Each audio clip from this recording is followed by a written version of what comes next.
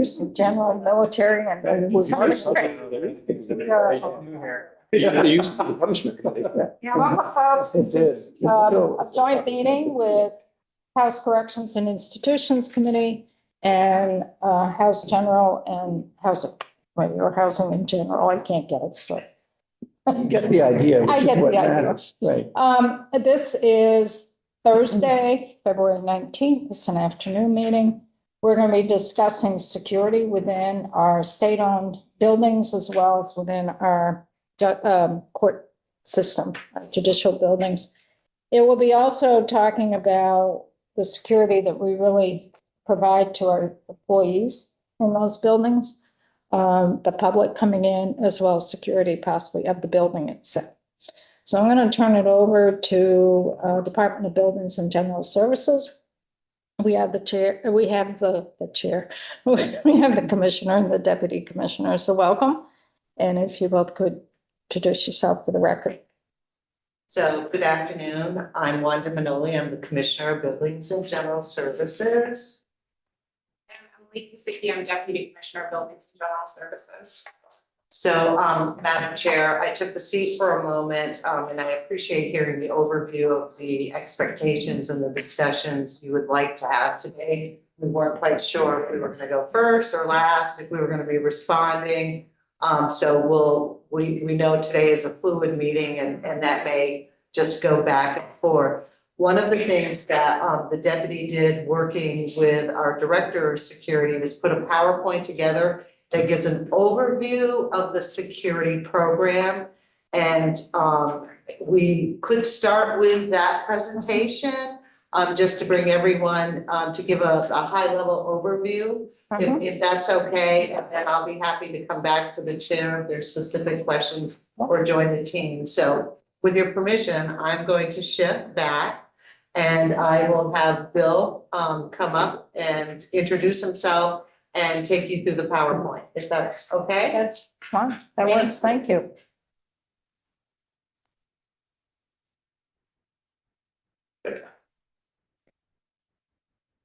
Welcome. Hello, thank you.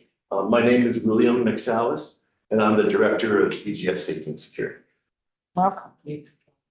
So off the top, before we get started, I'll just share, the safety and security program is a program within EGS that has grown. I think Commissioner Manoli really helped build it from the ground up, and it really started here in Montpelier with some uniformed security officers, and it has grown. As we'll walk through, the function has grown, the need has grown, and I think it's a program that we can be proud of. Going through the presentation, I'm not going to read the statute, but under law of EGS, Commissioner of EGS is responsible for ensuring the security of all state facilities, with exceptions of the State House, the Supreme Court, and the courthouses. So we take that very seriously, and we accomplish that responsibility through a variety of methods that we're going to walk through. The mission statement of the office is to develop, coordinate, implement, and evaluate safety and security programs and related training in cooperation with all state organizations in support of the state's efforts to ensure and maintain a safe and secure environment for all employees and visitors. And I read that because I think it's important grounding for the work that we do every day. Our focus, again, is safety of our state employees and the visitors to our buildings. Of course, the infrastructure itself is important, but it's really the people who are in spaces that we're working to protect every day. I will let Bill dig into this in more detail, but off the top, just share, the office is led by Director McSallis, who has a law enforcement background, as do many of our employees in the office. There are 23 FTEs. We accomplish our work through a mixture of fee for space funding with some capital bill funding that the Corrections and Institutions Committee is very familiar with for some of the infrastructure improvements. But I'll let Bill walk through in the next slides the details of the sort of focus areas, but just a range of uniform services, which is your traditional like security guard function that you might be familiar with. We have an extensive emergency procedure planning function, threat mitigation, security systems, that's some of the infrastructure, badge systems and cameras that you might be familiar with. And then environmental and occupational safety. And that's an area where I really think that we've grown. Some of you know I was at BGS over a decade ago and have recently returned, and that's a function that I wasn't familiar with that we've really grown and I think do a great job in.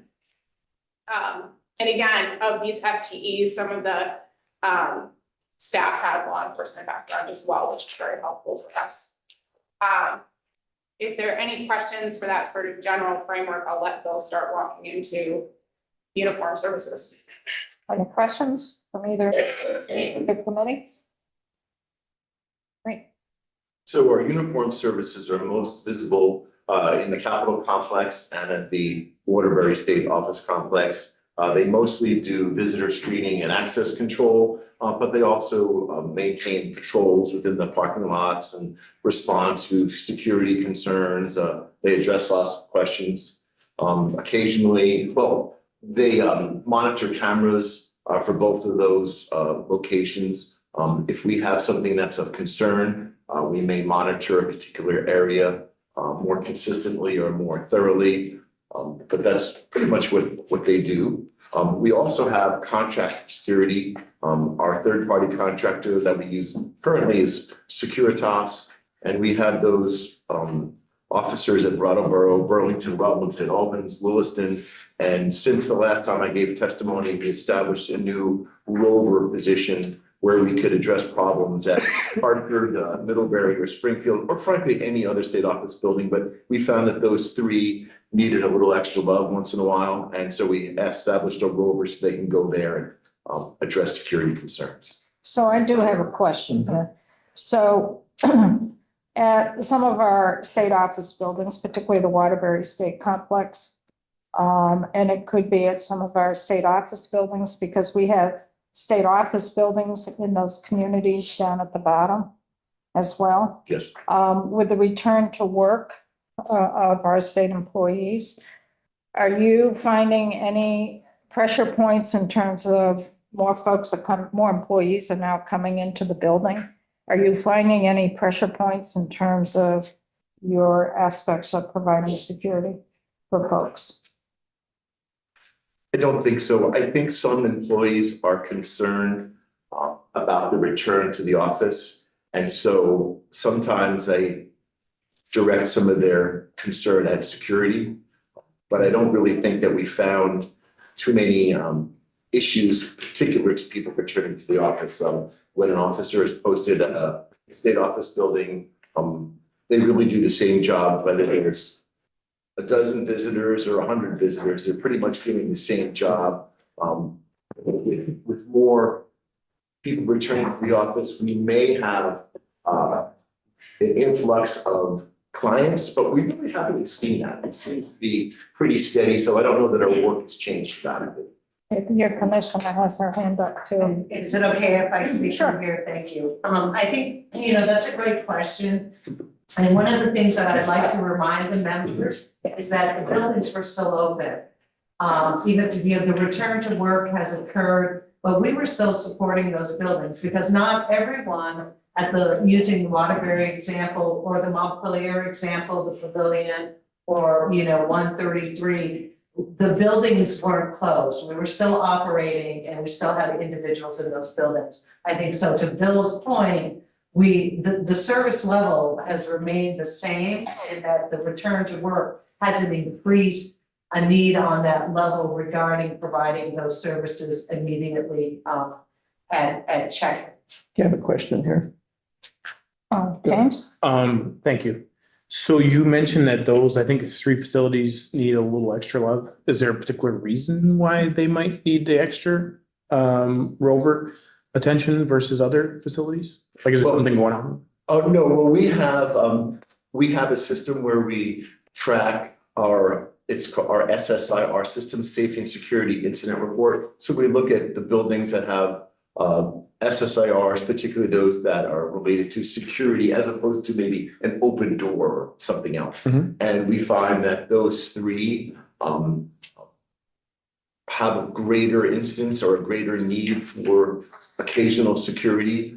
Usually it's a problematic client who's made a threat to one of the agencies, tenant agencies within the building. And we find that Hartford, Middlebury, and Springfield tend to have clients who make concerning threats more than, for example, than maybe at Newport or somewhere else. So, thank you, appreciate it. Question for you. The Securitas, how many kind of FTE equivalent is our contract with them, more or less? If I can, I just want to jump in. I think it's a contract that Bill has available for himself and for the team in the event we need to enhance the security. And I think what Bill said to you is really important. And I'd like to say, I believe Bill has a great working relationship with all of the agencies, with, AHS and with judiciary. And when there's a scenario or a situation or a potential threat that they've received, they work through Bill, and we come up with a plan on how to address it. And that may be when he brings in the contractor to be there, or we may place this individual at a location for a few days because we become aware of a potential threat. So it's always fluid and it's always addressing, we're ready to respond when the need is brought to our attention. And Bill and his team do a really good job around that.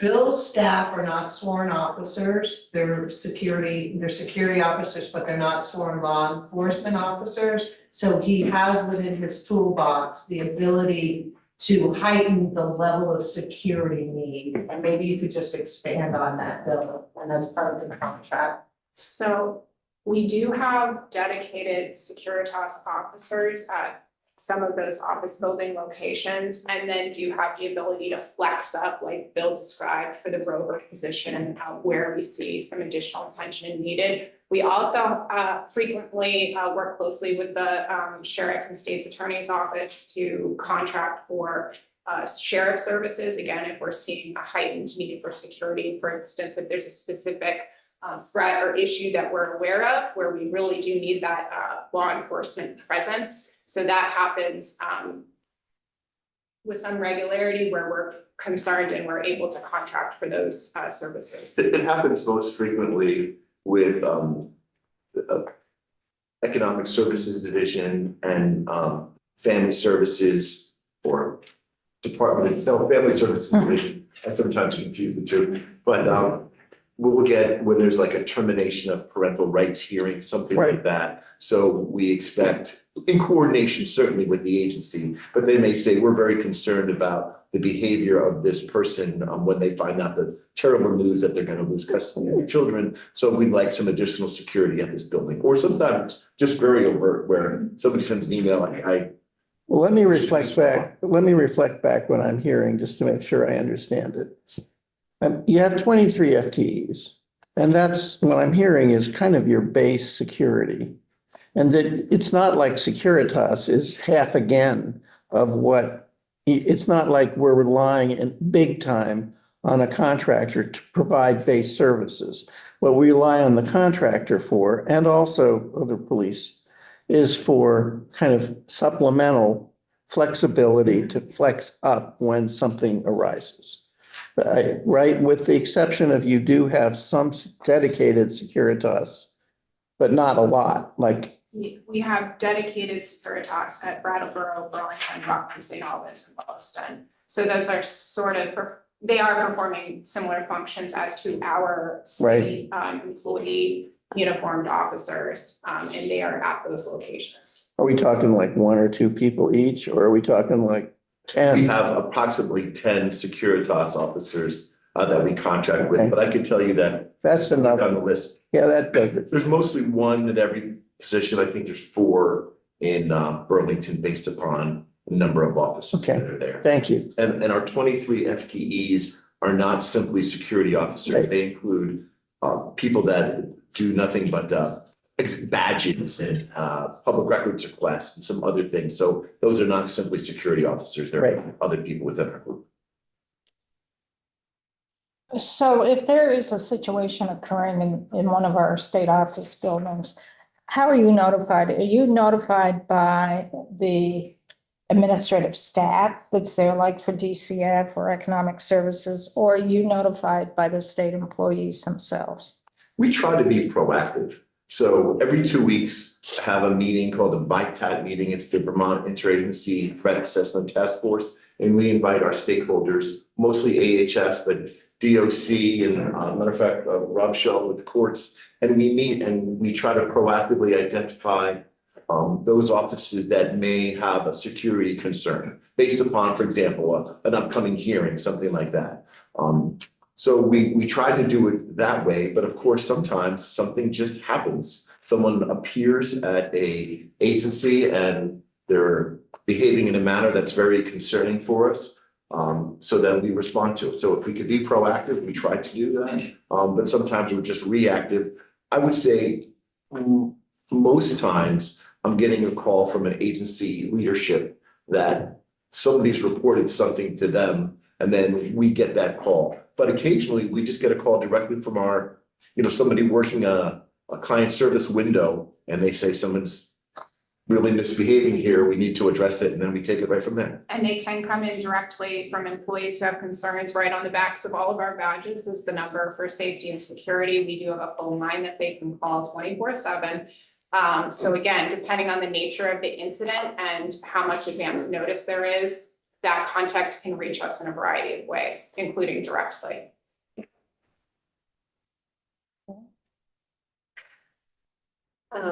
Thank you for your testimony. So you contract out for security. So, Some. Why aren't we hiring state employees? Like retired police officers? At this point, it's just based on how many positions we have, and that they're deployed, we have our positions, for security officers, we have a certain number. And where we see need for additional security, we contract that out. Can you hire state employees? Hire people to be state employees? Wouldn't it be less expensive? Well, I'm Commissioner Manoli. I think you're really, so we have the 23 FTEs. And we're focused right now where we're using Securitas in these contracted areas. And, if we felt that we needed to change the level of security or manage those spaces differently, of course, we have a process to go through with our administration and request more FTEs. At this point in time, Bill, who has recommended that managing those particular sites with this service has been in their best interest. And Bill, I don't want to put words in your mouth, but I think Burlington, it's multiple sites and how we're using them. So to answer your question, when we do an analysis and evaluation, we always have an opportunity every budget cycle and we do look at our positions to request that. At this time, we have not moved forward in that manner. Thank you. yes, go ahead. Thank you. And so I'm thank you for clarifying how you've responded to the needs, how you've chosen to respond to them. I think I just want to piggyback off of I think the question, the underlying question is like, why? Like maybe can you explain to us a little bit of why that makes more sense?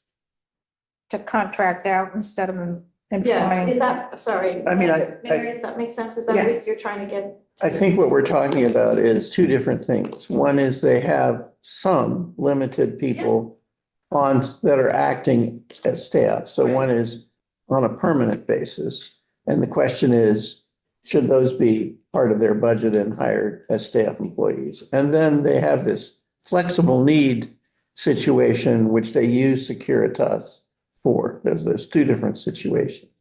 And I think the question is, if you had extra budget, would you like to hire state employees, or do you like, for some reason, the Securitas? So we have not sat down and done the evaluation that you're talking about and what would the structure look like. And so I don't think it's fair to think that it would be a one-to-one comparison. I don't think that we're really in a position to say, yes, it would make sense to expand our security force in these particular areas. And then what would that look like? Because it wouldn't be just one person, where we're contracting for services, they are utilizing their employees. If we were to set up, and we would have to do the analysis, Jared. I mean, I can't say it would be less expensive, it could be more expensive. We just simply, we don't have that information to share with the committee today, and we have not. Again, I think the methodology, I'm really gonna support Bill on this, and the methodology is put in place and working with the needs of those agencies has functioned well in this particular area that he's talking about, the contract services. I appreciate that. I realize we have a lot to do and get to in an hour, but if there are additional questions from my team member. Can I just make an assumption and you tell me if I'm right or wrong? My assumption is that when you are contracting out, you're contracting for hours rather than a specific person. And I think from an HR side of things, when I'm doing that, it's, if I'm hiring a person, then that's their salary, that's their benefits, that's everything.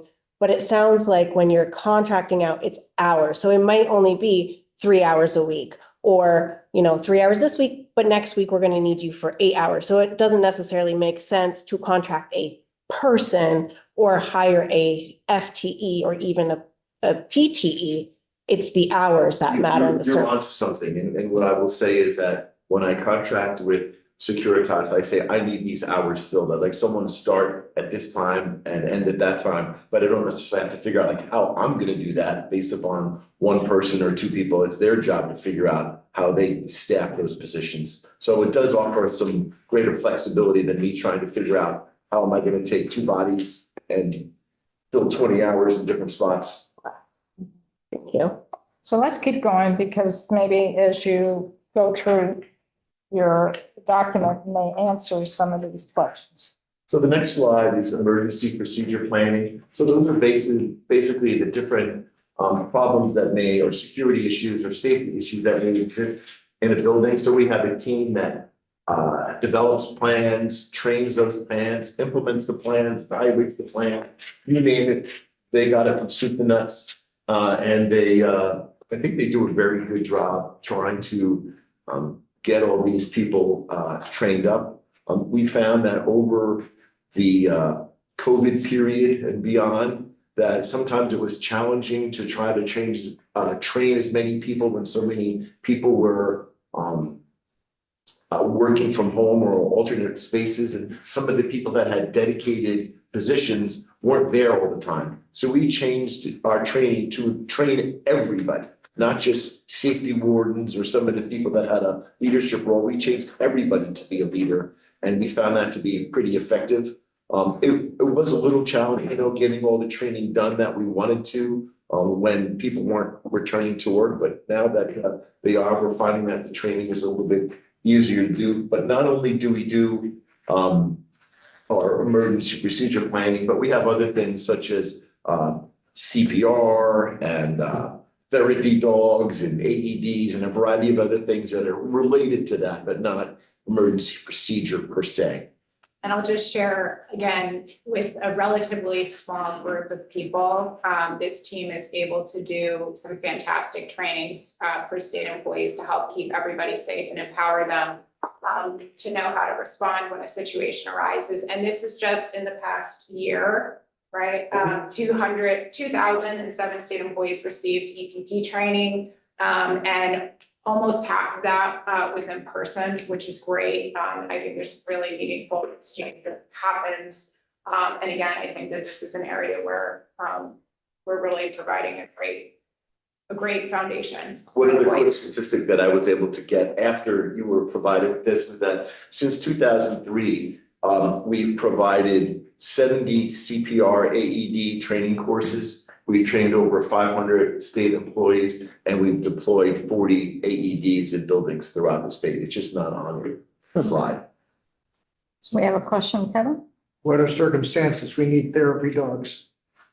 We find that there are security concerns that put certain employees and buildings on edge. You know, they may have had a threat in the building or some other calamity, and we got together with Vermont Therapy Dogs and we brought them into an office, and it's just amazing the response where we don't certainly force the dogs on anybody, but we bring them in and people could pet the dogs, and it's amazing the stress relief that they have. And we just use them. I will tell you that there was an agency that had some reductions in force, certainly put many of the people in that agency on edge, the idea that they were going to lose their jobs. So we brought in a therapy dog, and like they could feel the stress melt away. So like there's plenty of reasons to have that. I certainly can't talk about. Maybe we need it in the State House. I'm sorry. Maybe we need it in the State House. Like Connor?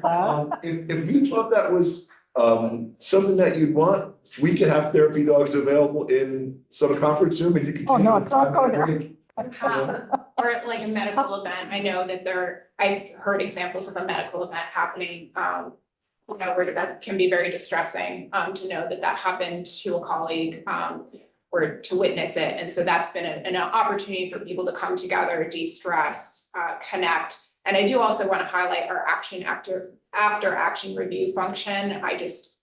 The team will, after an incident, or even a drill, we'll get together and talk about what happened, and where it could be improved or go differently. So it's almost like every opportunity, every training is a learning experience, and the team takes that really seriously. And that's something that I appreciate as a leader, is how they really learn from every situation that happens and then strengthen their procedures for next time. We have a group that focuses on threat mitigation and training. I talked about our safety and security incident report. We get about 1,000 reported incidents annually, and they can be from anything to there's a slippery sidewalk or an open door to I got a threat that was very concerning and someone threatened violence. We found that we get about 70 threats of violence a year, and that results probably in about once a month, maybe slightly less, where we have to contract with armed law enforcement, these are our sheriff's deputies, to provide additional security based upon those heightened threats. They're all triaged by my team. Every single threat that comes, or every single incident is triaged, and we just determine if it's something that routine, and maybe it's something that just requires a work order to replace a broken light or fix a door, to getting together with our threat mitigation team, the VITAT, or referring things to law enforcement based upon the concern. So your commissioner has her hand up. And I just want to share with the committee, Bill's talking about one of our services that we provide. And I just want the committee to know these aren't threats that may happen at the workplace. It could be individuals that have issues going on at home or outside of work. And we actually work with those individuals and with their agencies, and sometimes with the Department of HR, and what's the best course and protection for that employee. And that's part of your 70 bill. And I think that's important to highlight. It's not just focused on them walking into the building. It could be a domestic violence scenario. And Bill works very closely with the individual and with the department or the agency that employee is located at. Yeah, many of those are referred to law enforcement, but we come up with a personal protection plan. So we talk to people about their home life. Do they have a dog, or do they have a gun, or do they have bushes or cameras or lights, and how might that affect their personal security at home on their way to work, what they should do. So, we enjoy. And we also would relocate them sometimes, Bill. I think, there is a crossover to work, so. Yes. Security systems, House Corrections and Institutions is probably most familiar with this, function. This is right here in the State House, the badge readers you'll see, there are also, lockdown buttons, a camera system, panic buttons, client service model, that's for, client-facing agencies and departments where we set up meeting rooms, rather than having clients go back into individual offices. Air phones, intrusion alarms, other special equipment. So this, again, there's a really strong network of technology that we're using to support security of state buildings where we can't always have personnel in every place, but this allows us to have a presence and to help fortify buildings through these measures. Well said.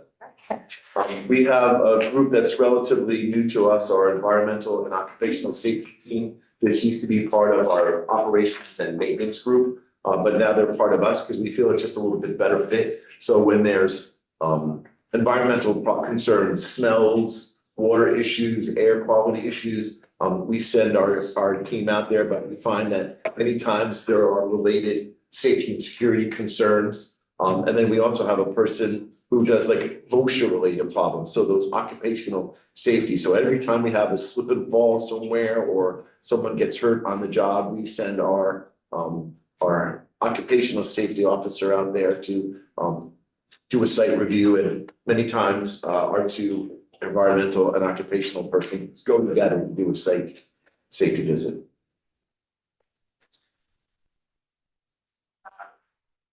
Some of the other functions that safety and security does might not fall directly in their lane. Sometimes it does, but I view their role sometimes as a liaison. They're often the folks that are interacting directly with state employees on a regular basis. So that sometimes things will come their way that isn't a safety or security issue and they'll point it in the right direction. So I really appreciate that. Again, 5,000 access badges for BGS buildings annually. They do parking monitoring, and the hang tags, for the Capitol complex.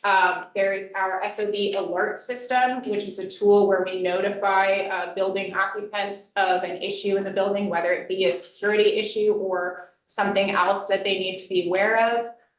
That 24/7 answering service that we talked about, site visits for roofs and new constructions to look at it from a security perspective and what infrastructure should be included as part of that project. Just one question, the SOV alert, forgive my ignorance.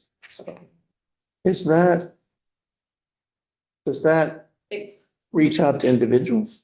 yes, We have that. So if you have our cell phone numbers and it comes up on our cell phone? yep, it can come through email or cell phone. Great. Yes. But your particular one is addressed by the Capitol Police. Right. So we're not going to send you a message unless you were to somehow be a part of our system, but it works in a similar Got manner. it, okay. Also, flood awareness and coordination, part of the picture on there is one of our infrared cameras that's looking at flood levels right here on the river across the street. And then infants in the workplace program. This is something we do in coordination with the Department of Human Resources, that safety and security will go do a workplace safety check for an employee who might have an infant in the workplace through that program. So that's again another. That super cute baby is the baby of one of our directors of the fleet services. So she gets full photo credits for that. Yeah. So just a parting thought again, I think, we take this responsibility incredibly seriously. Those 23 FTEs, they are state employees, many of them members of the Vermont State Employees Association, take their roles very seriously. We're always open to feedback and collaboration on how we can improve or where there are particular concerns. Again, we hear of what we hear of, and if there are broader concerns or feedback, we're always willing to have a conversation about it. Thank you. Thank you. Anything, Connor? Yeah, sure. Thanks very much. I was hoping we could talk parking lots for a bit, right? So I represent Montpelier. I probably have more state employees than anybody in the state, right? And the majority of the anxiety that I hear is state workers walking to their car after work at night. You know, we've got the cameras, but they're not actively being monitored, right? It's passive. And it's very dark sometimes. And as the hotel voucher program wound down, you know, I think we've found ourselves in this horrible position where people really have nowhere to go. So some of them are sleeping, staying in parking lots. But in addition to that, you know, I think you have, you know, maybe like an ex-boyfriend waiting outside. So the question is like, what policies are there sort of outlining who is allowed in a state parking lot? Do they have to be doing state business? Is there a law? Or is a parking lot just carte blanche for state government, which I think makes it really scary for folks, you know? So I mean, generally a parking lot is public property. State property is unless it's secured. So I don't think there's formal guidelines other than the signs that you're probably familiar with, that during the workday, those lots are reserved for state employee parking, and we do often open it up to other uses like the farmer's market, when we're not outside of the state employee work hours. But we do recognize that this is a concern for employees, parking lot safety. We do have the cameras, at least in areas where we do have a uniformed officer presence. We do have a schedule where we do walkthroughs and patrols, definitely in the early morning hours after work, where we're trying to catch, you know, folks who might be in a parking lot again where people are starting to arrive. So we do that, and we do also offer our we offer escort services. So if someone's feeling unsafe going to their car, they can, where we do have, again, a security presence in the building that they're coming, in the area that they're working, they can call and receive an escort to their car. Do you have anything else to add? With regard to transients who may be in the Capitol complex, I think our officers have a good appreciation for where those people may be sleeping or where they frequent. So we kind of have a good handle of where some of those people are. And we try to reach out to them. We try to actually develop a relationship if we can, so that if they know that we're treating them fairly and respectfully, and then we ask them to leave or clean their stuff up, they're more likely to do that when we develop a relationship. So we try to be proactive, but also I would say that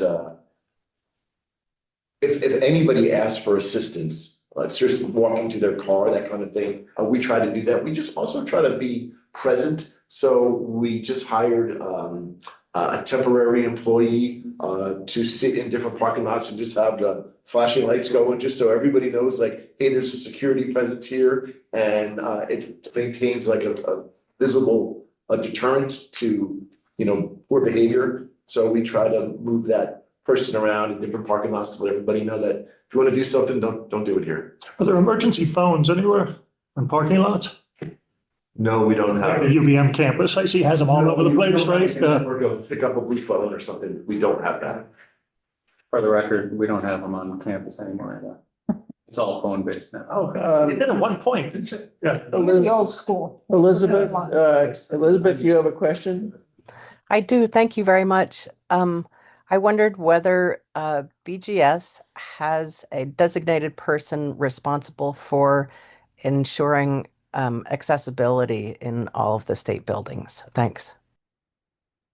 We hired a supervisor. His name is Adam Bundy, and Adam, one of his jobs, he has a kind of collection of different things he does, but he addresses ADA issues in buildings. So when we hear of a problem, we usually, Adam addresses it, and it's things like the appropriate number of handicap spots and where they are, and if we have door actuators that open like a door for a person with mobility issues, do the doors work in sequence? Because you can't have the door in the middle of, you know, if you can't have the first door and the last door, the middle door doesn't matter. So when these kind of things are brought to our attention, Adam typically addresses them, but I think he's also proactive. He supervises our environmental person and the VOSHA person. So when they go out to look at smells and other things, Adam is typically there to also try to be proactive, like with ADA type issues. And I'll also add that our separate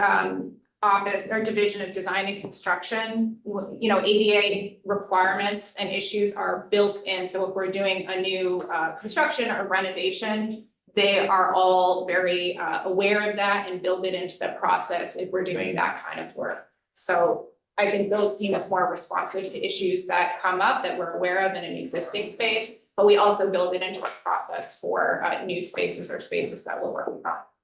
Thank you. Thank you.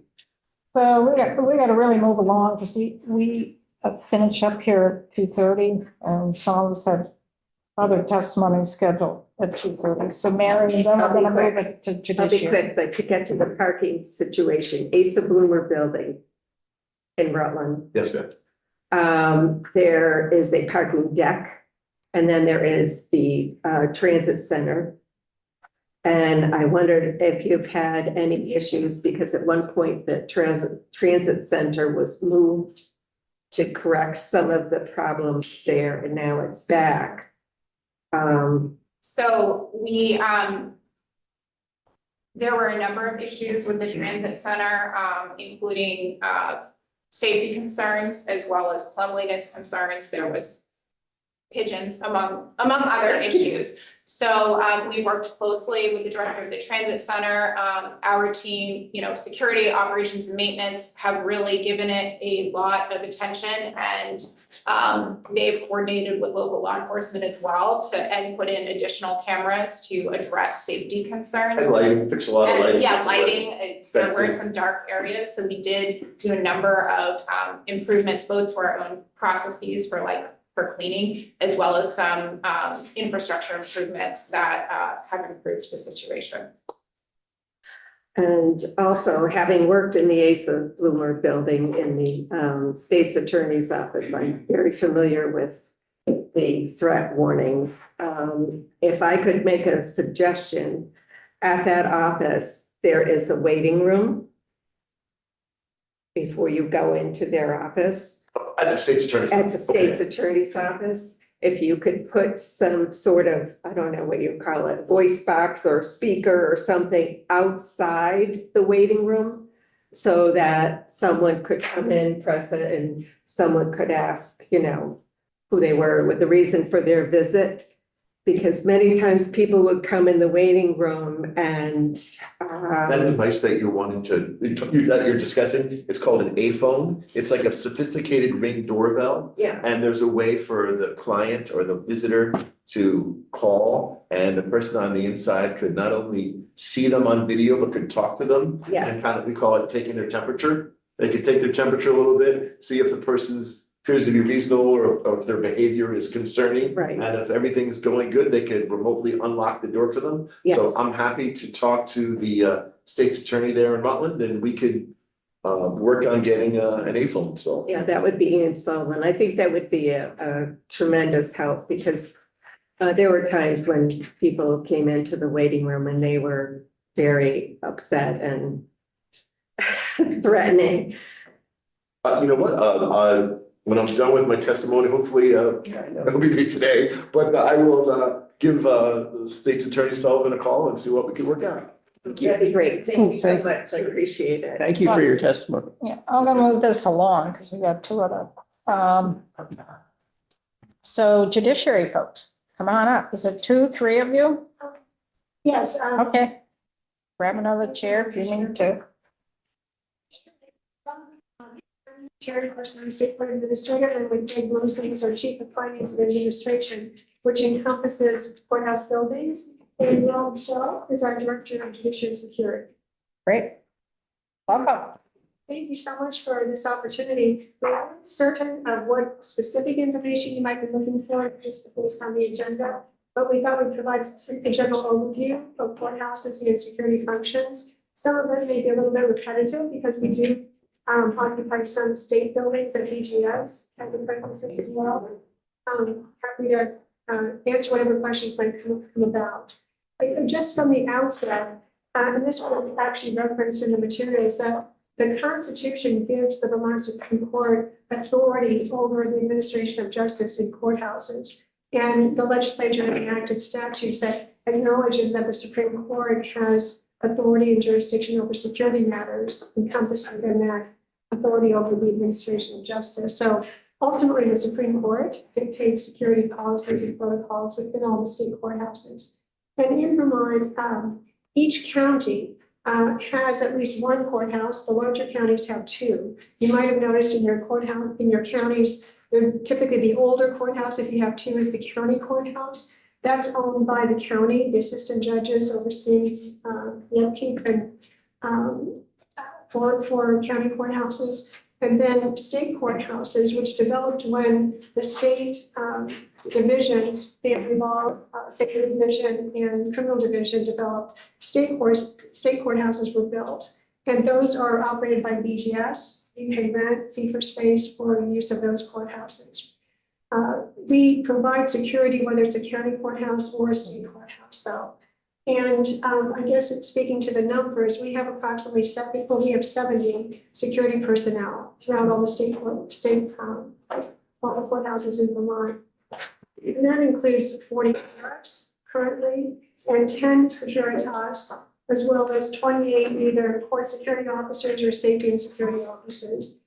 You all may recall that in late 2023, we were tasked with preparing a S-17 report to the legislature that looked at security needs throughout the state. And it made recommendations in terms of personnel and personnel choices.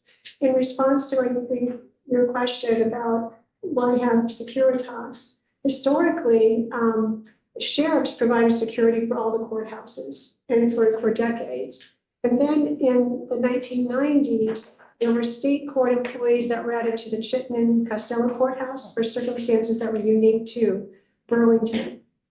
Then in about 2016, the sheriffs weren't able to meet all the security needs at courthouses in several counties. And that's when we brought on Securitas in terms of being able to meet security needs. And partly as a result of the S-17 report, we also have state court employees that are continuing to provide, kind of fill the gap in those counties that don't have enough sheriff personnel to meet the security needs. Every courthouse has at least one armed security personnel, whether it's the sheriffs or Securitas, which is armed. They're typically at the screener, they're at the main entrance. The idea being that if you can prevent weapons from entering the courthouse, you're going to reduce the risk of security risk there. So every courthouse has an armed security presence at the main entrance to that courthouse. And then throughout, we also have a security officer in each criminal hearing and in each family hearing. And then as needed in every civil or probate. But that's how the security officers are spread throughout at the main entrance, in the courtrooms for those types of cases, and also rovers to be able to respond. The court security officers, which came out of the report, and the personnel that we were given positions for as a result, are specifically trained for courthouse security, for courtroom security. And Rob can, provide all the details in terms of the screening. They're not armed personnel. That's the difference. The sheriffs are certified law enforcement, Securitas is armed. So that is part of the reason in those areas where we don't have enough sheriffs, we could have a Securitas personnel. And they are contract versus a position. We had requested a certain number of positions in conjunction with the S-17 report, got some of them. So where we don't have the position numbers, that's another reason why Securitas might be used, because we don't have a position number to be able to hire an employee to meet the numbers that's needed statewide. And along the lines of what Mr. Excels was indicating, part of the security detail involves now, and I think they've done a ton. I know the S-17 report showed within the past 10 years, we have the cameras, we have the security cameras, we have the monitors. They're digitized so that law can, from a central location, see every courthouse statewide. We have the panic duress buttons. A variety of measures have been implemented to modernize the security functions. And as Mr. Excels indicated, there's increasing number of threats. We also have a digitized security incident report process so that we can tab that and keep abreast of these threats that, you've seen probably the video of the person jumping over the judge's bench. It's trying to be able to respond to each and every type of scenario that might happen. We also have the training aspects of it. Every courthouse has once a month an in-service day. And that's a half day each month where the court is closed to the public. And it's dedicated and available for courthouse training, where judiciary personnel can receive training, whether it has to do with electronic filing, case management, et cetera, but also training security related. We have CPR training, first aid training, de-escalation training, how to identify signs of mental illness and how to best respond to it.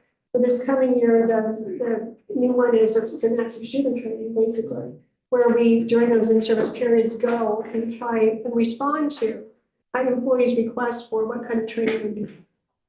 So that's kind of a very broad overview in terms of the security personnel, the security processes, and Rob basically has the kind of most detailed information because he's in daily communication with all of the officers and with the courts and keeps abreast of whatever the threats might be on any particular day. I think that's a really good overview that can lead to some questions for Rob for that. Anything, any questions? I do have one. I'm just curious, in terms of a panic button or a button that was, do the judges have them Yes, on their dais each judge's chamber and and the bench. the bench and the clerk? You can just go out and just. Clerk, Yes, yes. our courtrooms are equipped with various ways to, with arrest buttons. So there's, I'll get into more specific details. Yeah, you don't want to tell us where they are. However, our courtrooms are, we'll say, robustly equipped as our court buildings are with capabilities to activate the arrest button. Thank you. But you have to protect not just the public, you have to protect the employees there as well. Yeah. I was just gonna ask, so we've heard that there's been an increase in threats. Has there been a change in types of threats? Like from what you're hearing, what, how people are acting in those situations? Yes, I don't, Greg actually can speak to that. We have an incident report filing system, and last year, 2025, we had 325 incident reports. That's up from about 175 from the year before, so we are seeing an increase.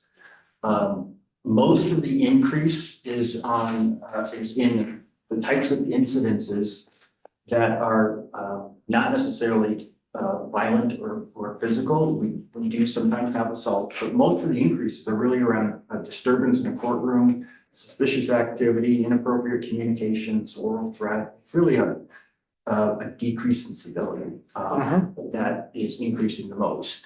But we also have some very serious, bomb threats to email and social media threats to assaults. So we do have the gamut, and that's why we try and have law enforcement, at least one at the courthouse. As emotions run high in a courthouse. Other questions? That was terrific. Thank you. It was great. Oh, great. There aren't any Allison, I don't think the example is here, but we actually had a situation, every courthouse there was a defibrillator, and the courthouse personnel are trained as are the sheriff personnel. And there was an episode of the Addison courthouse, the courthouse where it wasn't in the courthouse, but next door there's a park with pickleball courts, and a person collapsed on the pickleball court. And the court operations manager was with an EMS, and he contacted her. She and the sheriff deputy took the defibrillator, and basically they've been credited with saving a person's life. To enable them to wait until the personnel arrived. So on Legislators' Day in Middlebury, we had a ceremony honoring them. So That's great. That's great. yeah, it was. Well, thank you. Thank you. That was very slow. I think Mr. McSallis did most of it well. Yeah. So Steve, why don't you come on up and give us the state employee perspective now that we've heard it from the operations of state office buildings as well as the operations from the courthouse, because there are state employees that are housed in both of those entities. Yeah, well, thank you, Madam Chair, members of the committee. My name is Steve Howard. I'm the Executive Director of the Vermont State Employees Association. And I want to thank you for your attention to this issue. It's an issue that is, frankly, doesn't receive as much attention as it should in government, in the press, and and perhaps elsewhere. So I really appreciate you dedicating some time to this issue. As we sit here today, it's about 11 years since the tragic murder of Lara Sobel, who was walking innocently out of her workplace in Barrie and was gunned down by a very angry client. And I'm sad to say that since that tragic moment, we've made mild progress, but in the eyes of the state employees, not nearly enough. And certainly not enough to match what you heard today as a repeated theme, an increasing level of threat and violence that our members experience in their work sites, in an environment in which it seems to be permissible to be violent and to be aggressive when dealing with public employees. BSEA, tragically, I think sadly, if our members were standing here speaking directly to you, they would say that we're all just waiting for the next tragedy to occur. And what they would tell you is that they know what will come is that politicians in power, maybe not the folks here, particularly in the executive branch, will offer their thoughts and prayers, but they won't take the suggestions that the frontline workers are making and have been making over the last 11 years seriously. And I'll just remind folks, and many people have heard this, certainly on the corrections institution side, just a few weeks before Lara was tragically murdered, the members of the VSEA working in family services warned their management that something like this was going to happen, that something bad was going to happen, potentially worse than bad, in a parking lot. And I'm so glad to hear Representative Casey raise the issue of parking lots because we identified that as a need. Nobody did anything. Something horrible happened in a parking lot, almost exactly as our members described it would. And the only reason I raise that is because we're here again, asking for a more aggressive stance by the administration and by the legislature and by the state. It turns out enforcing the laws that you pass in this building, that the governor signs, is a lot more dangerous than many people would suspect. And whether it's protecting children who are in neglect in a situation where they're being neglected or abused and having to go into a house and take those children out. Or if it's a variety of other functions that state employees perform on a daily basis. A lot of this does happen in state office buildings, but even more occurs in the field. And a great number of state employees that work in the field. And often it's the policies that come from management that don't include the perspective of the frontline employees, kind of, as they say, fall from the air and land in your inbox. They don't reflect the actual experience of workers that really concern us the most. So I'll give you an example. There was one that just came out a day or two ago from DCF, not just in family services, but in economic services, that requires our reach out case managers on a weekly basis to meet with their clients in hotel rooms for 45 minutes to an hour. Now, these are folks who have some de-escalation training. They have no self-defense training. They have no security expertise. And they're being asked to literally go into somebody's bedroom and sit with them for 45 minutes to an hour. And management also would like these folks who are trying to establish a relationship with their clients to report on the condition of the room that we're in. This is a situation that leaves our members in very difficult circumstances because the state hasn't given our folks in the front lines of economic services a lot of resources to offer people. As Representative Casey said, often it's your 80 days are up, good luck, because there's not a lot they can do. I've heard in just the past 24 hours from economic services workers who have said to me, I used every single possible de-escalation skill I had to calm someone who I had a positive relationship with down as I informed them that their 80 days were up and they had to leave. So there's building security, but there's also the approach the administration takes to policy and whether they include the workers in the development of that policy so that it reflects their actual experience.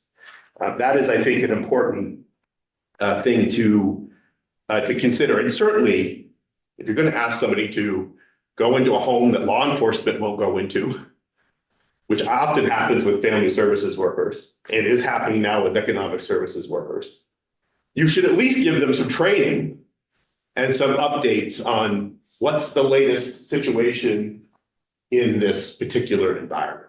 So our members are happy to participate in that training. They want to be updated regularly. They just, I think, frankly, think it's inappropriate that they are being asked to go into hotel rooms. And it should be addressed, I think, by the leadership of DCF, and potentially the legislature can ask DCF about these policies. One thing that has worked well, I will say, family services in just, I think, out of sheer self-preservation and I think an acknowledgement that not much was going to happen after Lara's murder, did establish a safety coordinator for family services. And that has been helpful. And I would recommend that we do that also on the economic services side, that we have somebody who is looking out for the safety of our members as they're implementing state policy, policies that, by the way, they did not develop. They just are implementing those. There's a number of other examples that VSEA believes the state can take that will improve the safety of our frontline personnel. Probation and parole.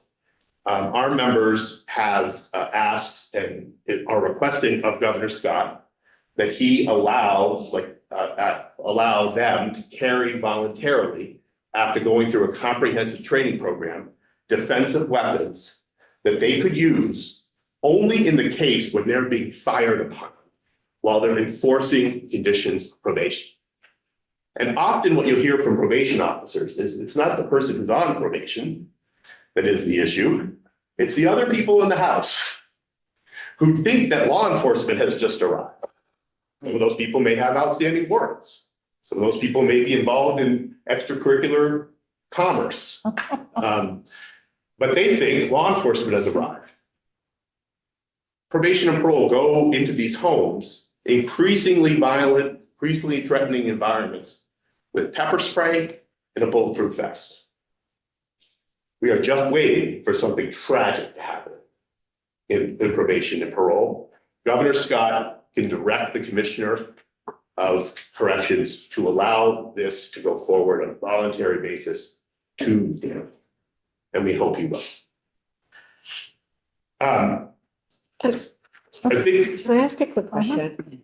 Sure. So if I'm a parole officer, if I want to go out and buy my own bulletproof vest. The bulletproof It's vest is provided. provided. Okay. It's provided. It's provided. It's the gun. It's the that- gun. That would be both. It's the weapon that would allow them to defend themselves if they're being fired. That 36 other states allow, Vermont doesn't allow. And we're hoping that the governor will direct the commissioner to allow it. I got a question. When did you make that recommendation to the administration?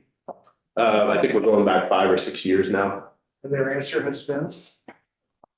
It's sort of varied. Initially, it was, well, we want the legislature to approve it.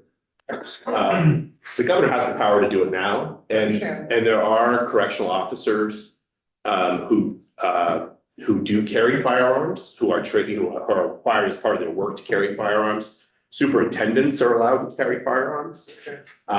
So we are just asking that this be extended to rank and file probation and parole officers. I would also talk with you an issue that certainly, I think many of you probably have heard me talk about this before, but chronic understaffing is also a safety issue, whether it's at the state hospital, at the vet's home, or in corrections. We have correctional officers who are working in facilities with some of the most violent offenders Vermont has ever had. They are working 16-hour shift after 16-hour shift. They are exhausted and they need help. This is a safety issue. And in many of the conversations you have with correctional officers, there's a whole series of ramifications, but one of the concerns they have is that it's just a matter of time before we lose control of a correctional facility here in Vermont. And that is going to, I think, be tragic.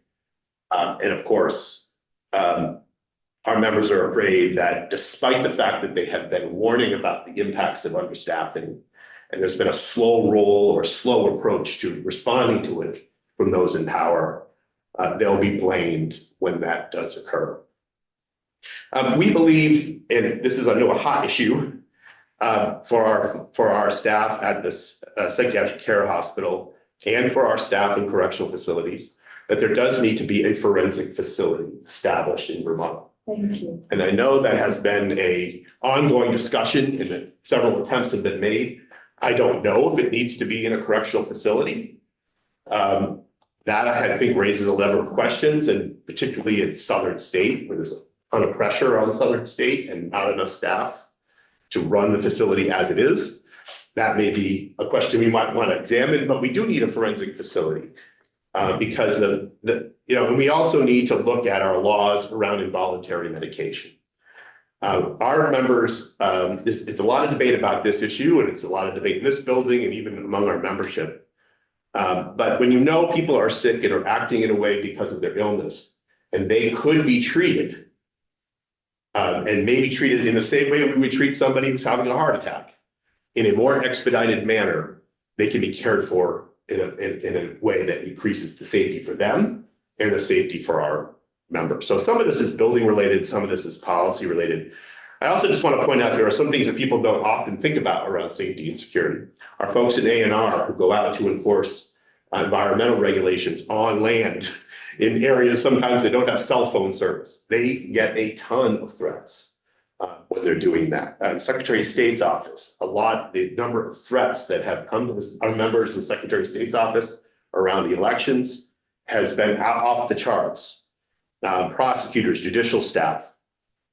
So we have a number of concerns. We have buildings that we think need more attention. White River Junction, state office building, recently, in maybe the last year or so, experienced having a citizen out sitting ironically on the Lara Sobel Memorial picnic table with an automatic weapon. No security in that building at all. None. You could walk right into the building, walk all around. Nobody would even know you're in there. That, as you might consider as a disruptive effect on your ability to do your job, especially because DCF and probation and parole are in that building. Today, there is still no BGS staff in that building. If you want to go into the building, you have to buzz the person you're trying to get to, and they have to let you in and hope that nobody's behind them, following them. The public has to decide if the person behind them can come in with them. It's an inadequate situation. Asa Bloomer, that Representative Howard mentioned, we had a suicide there that was just a disaster. Somebody jumped from one of the top floors into the lobby. Nobody knew how to handle it. Nobody was in charge. Securitas was the security force there. Luckily, we had somebody who worked previously in security and took control of the situation, but had to fight with managers about whether to close the building while somebody was lying on the floor dying. Whether or not to let the public in while somebody was lying on the floor dying. Shouldn't happen. And certainly I would also raise some concerns about whether we want to have Securitas in these buildings. And certainly armed Securitas in these buildings. It's one thing to have certified law enforcement that have been trained. Our members raised some concerns about Securitas and whether they are up to the job and whether they should be in the building and should be armed. So I would raise that as a concern. What does the SDA suggest? We suggest you pass H 349. And there are some key components of that. First of all, we believe H 349 is necessary to establish a Vermont State Board of Security, a security board that is made up of appointees by the governor, the legislature, and the VSEA that employs a director of safety and security that reports to the board, not to the Secretary of Administration, not to a politician. Because what has happened over the years is that we have had security personnel in this position come to VSEA and say, there are serious problems with safety and security, and I've been told I cannot speak to you because we are not going to spend any money on upgrading safety and security. So that needs to be depoliticized. It needs to be independent. We need this director to be obligated to come to the state legislature and to the governor with an annual report about the safety and security threats in the state office buildings across the state, and to request an appropriation that cannot be vetoed by the Secretary of Administration. Not just current Secretary of Administration, but any Secretary of Administration. That is something our members believe is really important. Depoliticize it, independent, make sure there's an annual requirement that something come to the legislature for that. And additionally, in that bill, we believe that our members across state government who are enforcing the laws you pass should have at least the same level of security that you have in this bill. And we believe there should be a state building and courthouse police force as part of the Department of Public Safety. Obviously, it would have to be a memorandum of understanding and agreement with the Supreme Court to provide consistency throughout the state, a consistent level of training throughout the state, and control by the state. But the presence of a sworn law enforcement officer in every single state building is necessary to meet the threat that our members are experiencing and that your constituents are experiencing when they go into state office buildings, when they go into courthouses. Now, I know that's controversial, but our members believe it is necessary. We also believe that parking lots need to be secured. We've said that before the tragic day when Lara was murdered. We say that now. These parking lots at the State House are secure. They should be, but so should be the parking lots where DCF caseworkers are walking in after a court hearing, or a prosecutor is leaving to go home to their kids. Those parking lots should also be secured, not with just random patrols that might be there at the right time, but all the time, because that is where a significant amount of the threat presents itself. So we come with a lot of issues, a lot of concerns, but our members have put a great deal of thought into what they think the solutions are. And so we have wanted to bring those to you as well. And again, I want to say thank you for making sure this issue got this time on your agenda. I know you have a lot of issues to deal with. This is an issue of pressing concern for our members. With that, I'm happy to take any questions or advice you have. Thank you, Steve. You put a lot of thoughts on the table, so I think now would be a good time for members to ask some questions here. How do you decide what are pressing concerns for your members? I mean, you have a lot of members and a lot of different kind of departments for the state. How is it specific surveys? Do you just kind of send out an email saying, hey, let us know, and then you rank them? How does that happen? And what's the reply rate on, if it is a survey, how many of your members actually fill that out? Do you have that data? If I have it off the top of my head, it depends on the issue. You know, if it's an issue of top concern, But like, how do you decide on what is a top concern for your members? So our members decide what the priorities are and what they would like the union to focus, what they want the union to focus on. And it happens in multiple ways. We have a board of trustees that are of elected members who meet monthly. We have a assembly, basically a council of about 200 members from departments and chapters all over the state that meet quarterly and discuss what the issues that they want brought forward. We have a legislative committee, actually chaired by Leona Watt, many of you know, is a probation officer in Brattleboro. They review each year what the legislative priorities are, what the political priorities are, and then they recommend them to the assembly and to the council and to the board of trustees. We do often do surveys. It's not a regular survey. I think we have in the most recent past done surveys about what the legislative priorities will be. And it really depends on the rate of return is not always great. We also we have a vigilant travel schedule for our union reps and for our organizers, and often the executive director to visit work sites on a very regular basis. And we let our members know we'll be there, and they come talk to us. Usually at lunchtime, we have meetings with them, and they tell us what the problems are in the building. So I just really quickly follow up. So it sounds, I don't want to invalidate any of the things you've heard, but it sounds anecdotal. Do you have data that is something you could provide for these committees of like what you're hearing? Like 50% of our members are concerned about security. Well, maybe the other 50% have never had a security issue, but they're concerned about returning to work. So we do have data. It would be up to the members. I don't have the authority to share it with you. It would be up to them to decide whether they want to share that. A lot of that's considered internal communication. I do want to correct one thing, just because it does drive our members nuts. We call it return to commute. We don't call it return to work, because our members have been working through pandemics and floods and snowstorms and other natural disasters from their kitchen tables by necessity. So it's return from our view, it's return to commute. We've been working the whole time. I know you didn't mean anything by that, but just want to make sure for the record, I correct it, because I can hear our members who might be watching this say, why doesn't he say something?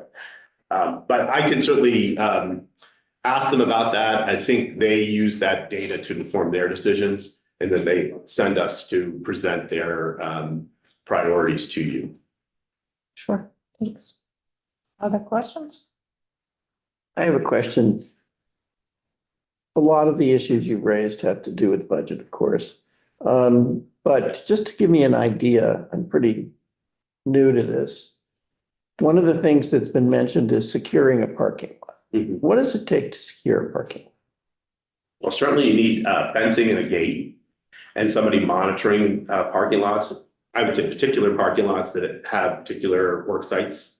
So anything that involves the judiciary, anything that involves prosecution, anything that involves DCF or enforcement of regulations, those parking lots need to be prioritized.